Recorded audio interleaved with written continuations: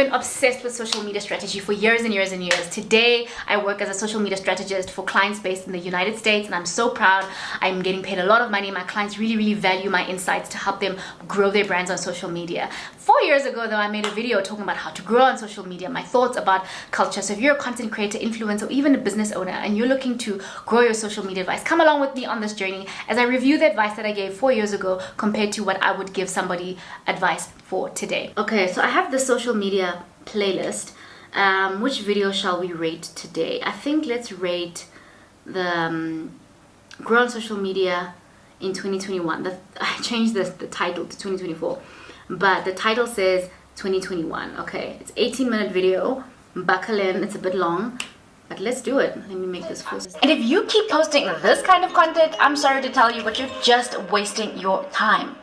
This video is for content creators who want to grow their social media following in 2021. By watching this video, you're going to learn what's no longer working, okay, and is not going to work in 2021, and what will actually work in 2021 to drive you results, so that the time and energy you put into creating content actually brings something valuable to you. So if you're interested in that, then just keep watching. So why am I going on and on about this 2021 thing? I'm going to give you an example using Instagram. Now, I'm sure if you were on Instagram... First of all, girl, the music, I can barely hear you. Back in the day, you remember how the platform used to be, okay? People were posting random stuff and whatever. In that phase, when people were actually posting random content, it made sense that the people who posted professional photo shoots and like perfectly curated Instagrams, they really stood out from the rest of us who were just posting random selfies and random bits and pieces of our lives, right?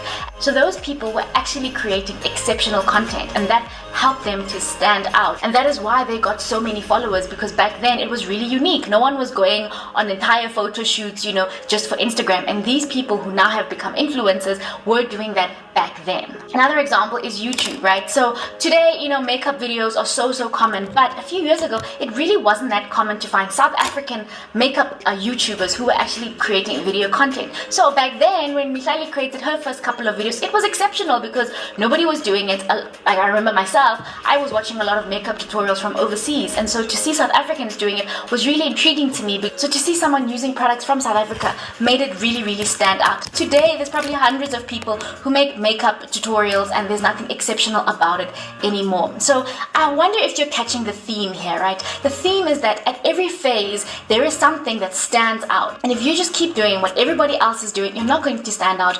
You know, you're not going to get the followers. People are not going to spend time to consume your content, and that is currently what's happening right now. So what's happening right now is that people are posting yesterday's content, okay, yesterday's photo shoots, yesterday's makeup videos, hoping to stand out, and you're not bringing anything new to the table. We've seen it before. It was done by somebody else.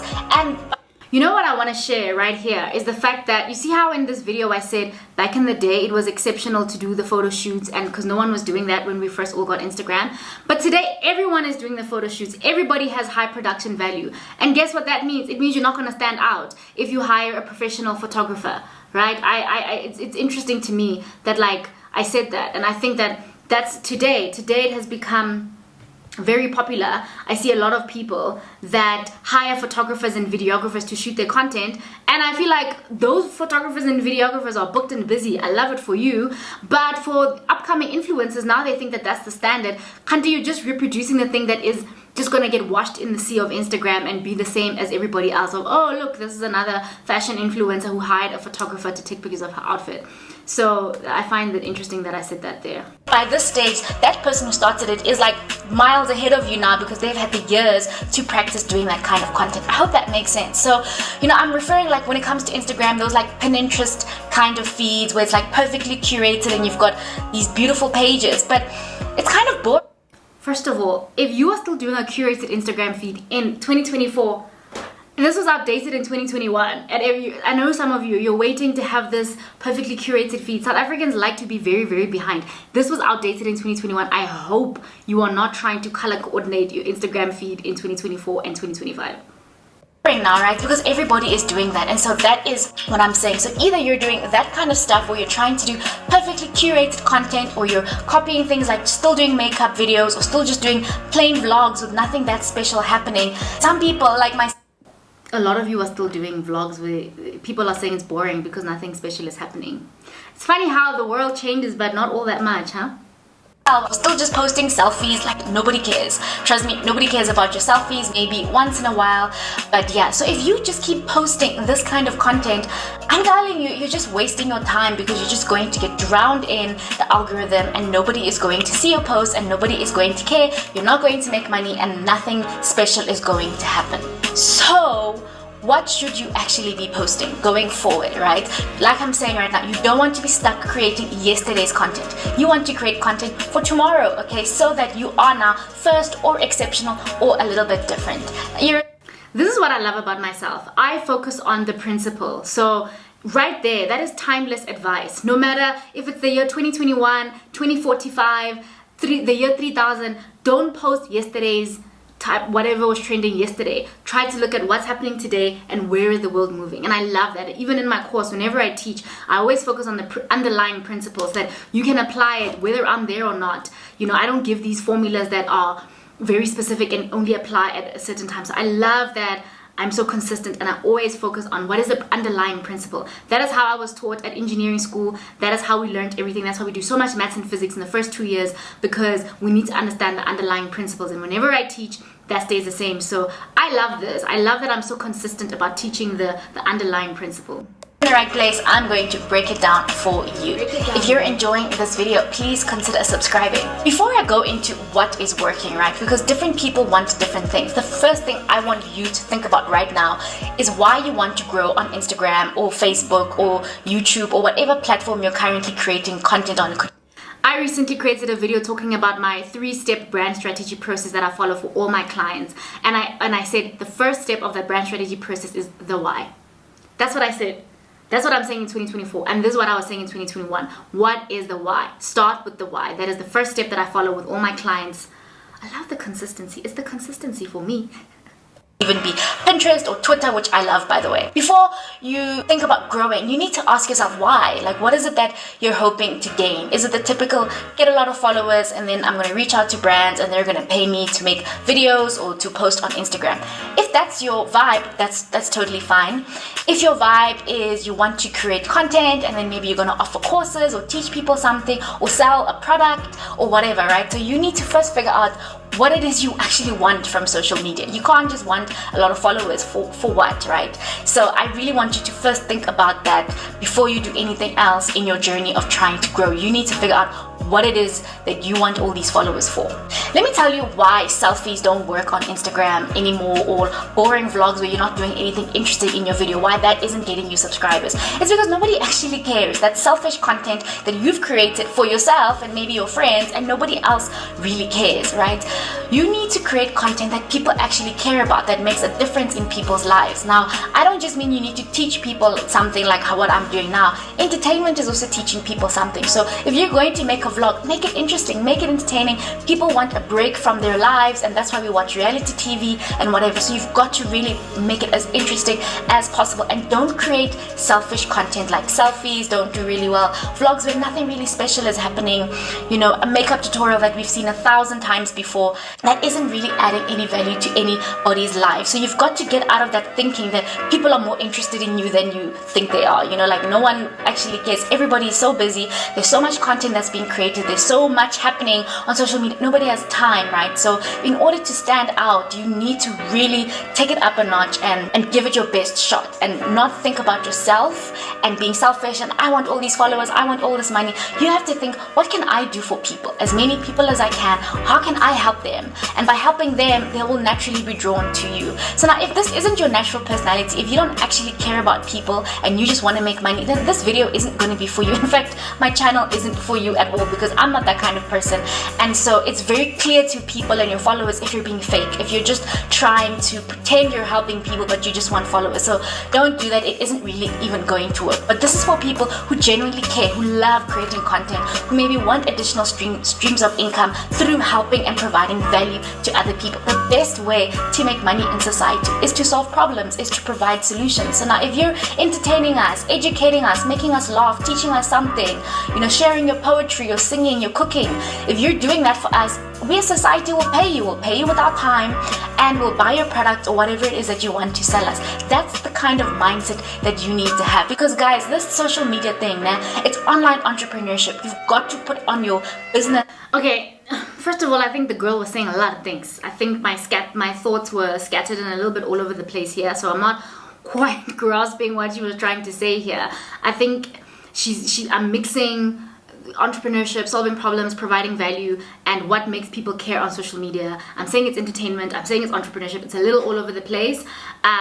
I think my position on this has since changed. What I was trying to say, I think, is your content has to be something that people will find interesting. And people find all kinds of things interesting. Okay, I would never watch a mukbang. I would never watch somebody eat food, but other people will watch that. And so it's basically like, what do other people care about? A lot of them that I can create. I think I was a bit all over the place with this advice. I can make a video explaining this topic, but it's very different for people that are entrepreneurs selling a product and providing value. It's one way, and then if you're entertainment and lifestyle, there's a different way to provide value. And I think I tend to mix the two, whereas they're two different things. So I'm a business owner, I sell online courses, I like to teach, and if you run a business, you should be educating, teaching, providing that kind of value. That's fine. But if you're like an entertainment person, maybe you make comedy skits, obviously your comedy, we all know comedy is very valuable in society. It makes people laugh. Human beings need a release, so very valuable as well. And then the third bucket, I would say, is lifestyle. And so you are the vibe. You are what we're tuning in for, right? We want to see what lip gloss you're wearing, what you're up to, who you're dating, what's going on in your life. That is the third bucket. And so the rules are different for all these three. A lot of you who have vlogs, lifestyle channels, you're in this third bucket. You're trying to get people to be interested in you. What's so special about you? For me, the best way is to just stand out. Be as authentic as you possibly can. Don't try to copy all the other lifestyle influencers. You saw these people doing their vlogs like this. They speak with a voice like this. They're doing it like this. They wash their face like this. You know you wash your face like this. So wash your face like this.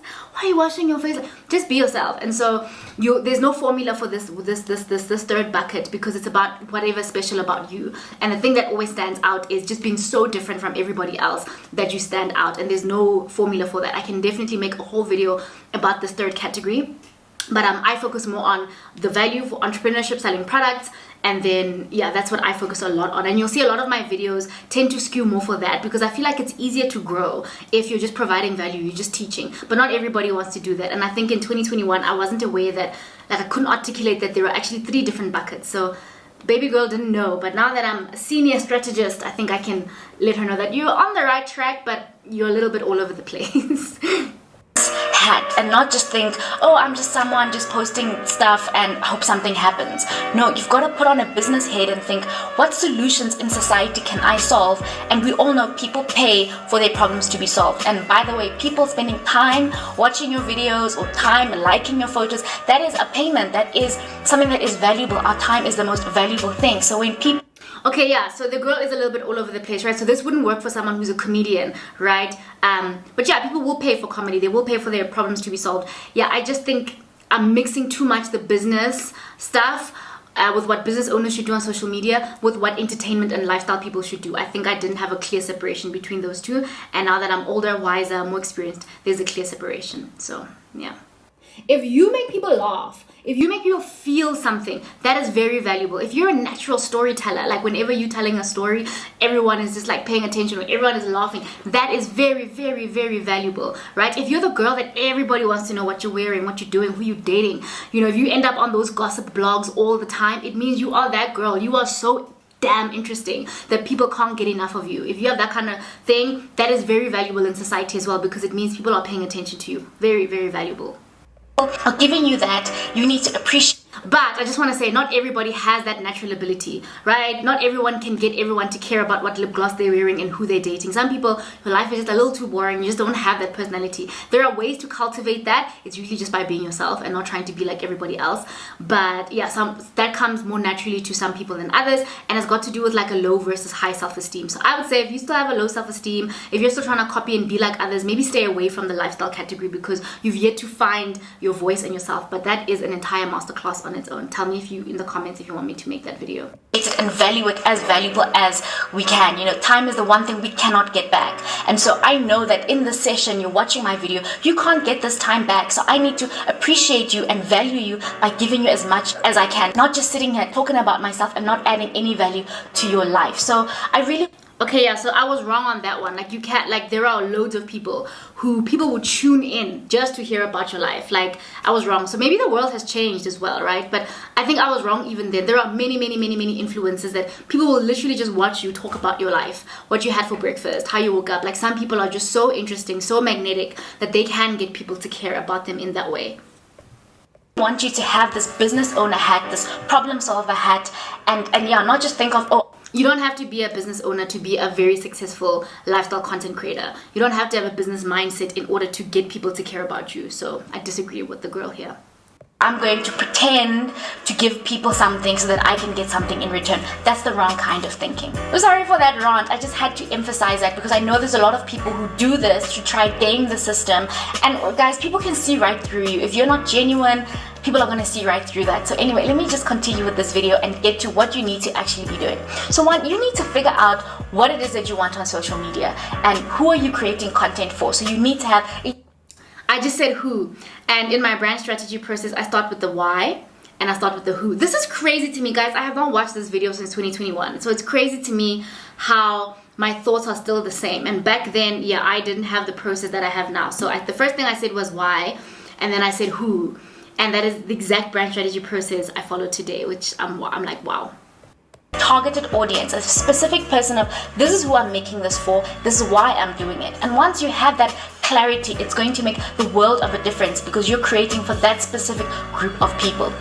So for me, for instance, my channel, it's all about helping women specifically, okay? I want to help women to empower themselves, whether that's helping them get a job with career advice or helping them grow on social media or grow a business, anything of that nature. That is what I'm doing. I'm focused on women, probably black women, you know, because that's who I relate to the most. But generally, I'm mostly focused on women and helping empower their lives through careers and through entrepreneurship. I got a DM the other day on Instagram from my gent who says, I feel so excluded as a man. And let me tell you something about how target audiences on social media work, right?